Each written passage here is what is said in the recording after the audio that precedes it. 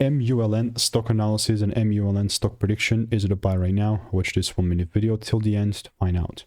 Mullen Automotive just keeps milking down. 30% is just brutal. Now, before I get into it, I've spent 5 figures on courses and mentors. I've called out thousands of correct predictions up on my YouTube channel, and specifically looking at MULN, you can see I see the price just still keep melting, right?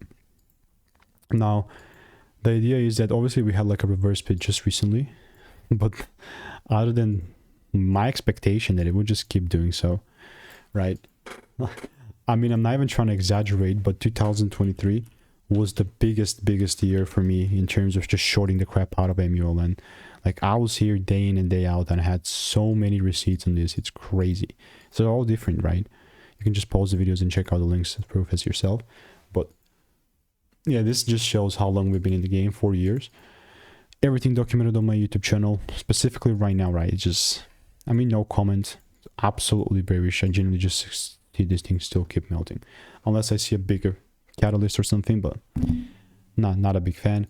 If you want to make more money trading in a simple and lean way, click the first link in the description. It's a free newsletter.